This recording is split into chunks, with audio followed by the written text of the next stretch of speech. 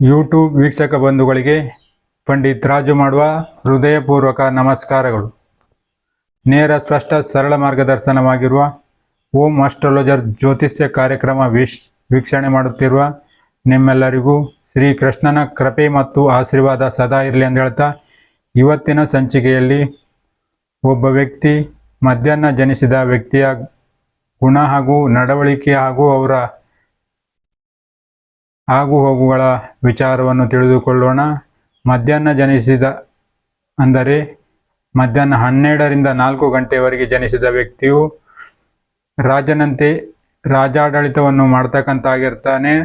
ರಾಜ ಗುಣವನ್ನು ಹೊಂದಿರತಕ್ಕಂಥದ್ದು. ಹಾಗೆ ಅವರು ಇತರ ಸಂಪತ್ತಿನಿಂದ ಶ್ರೀಮಂತಿಕೆಯನ್ನು ಬಯಸ್ತಕ್ಕಂಥ ವ್ಯಕ್ತಿಯಾಗಿರ್ತಾರೆ. ಹಾಗೆ ಅವರು ಹುಟ್ಟತಕ್ಕಂಥ ಸಮಯದಲ್ಲಿ ಸೂರ್ಯ 9 ಅಥವಾ 10ನೇ ಮನೆಯಲ್ಲಿ ಇರ್ತಕ್ಕಂಥ ಸಾಧ್ಯತೆ ಹೆಚ್ಚಾಗಿರ್ತಕ್ಕಂಥದ್ದು. ಇವಿಷ್ಟು ಮಧ್ಯಾಹ್ನ ಜನಿಸಿದ ವ್ಯಕ್ತಿಯ ಗುಣಲಕ್ಷಣ. ಹಾಗೆ ಮತ್ತೆ ಮುಂದಿನ ಸಂಚಿಕೆಯಲ್ಲಿ ಸಾಯಂಕಾಲ ಜನಿಸಿದ ವ್ಯಕ್ತಿಯ ಗುಣಲಕ್ಷಣ ಹಾಗೂ ನಡವಳಿಕೆ ತಿಳಿದುಕೊಳ್ಳೋಣ. ಈಗ ಅನುಕೂಲಕ್ಕಾಗಿ ಅನುಭವದ ಮಾತು. ಕಷ್ಟದ ಸಮಯದಲ್ಲಿ ದೇವರು ಏಕೆ ಸುಮ್ಮನಿದ್ದಾನೆ ಎಂದು ಚಿಂತಿಸಬೇಡಿ. ಏಕೆಂದರೆ ಪಾಠ ಕಲಿಸಿದ ಶಿಕ್ಷಕನು ಕೂಡ ಪರೀಕ್ಷೆ ಸಮಯದಲ್ಲಿ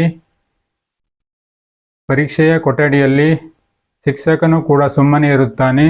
ಹಾಗೆಯೇ ದೇವರು ಕೂಡ ಕಷ್ಟದ ಸಮಯದಲ್ಲಿ ನಿಮ್ಮ ನಡವಳಿಕೆ ಹಾಗೂ ಗುಣವನ್ನು ಪರೀಕ್ಷಿಸ್ತಕ್ಕಂಥ ಸಮಯ ಆಗಿರ್ತಕ್ಕಂಥದ್ದು. ಇವು ಅನುಕೂಲಕ್ಕಾಗಿ ಅನುಭವದ ಮಾತು.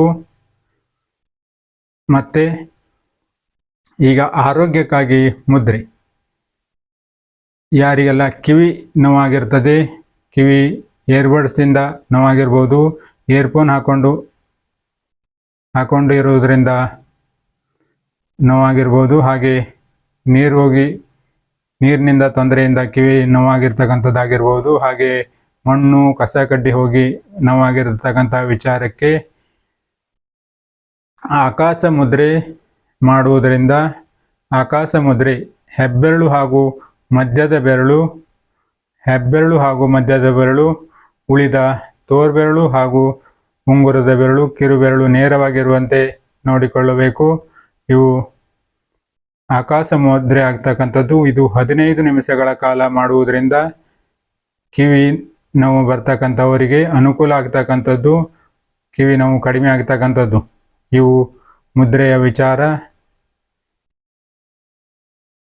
ಸರ್ವೇ ಜನ ಸುಖಿನೋ ಭವಂತು. ಶ್ರೀ ಕೃಷ್ಣಾರ್ಪಣಮಸ್ತು.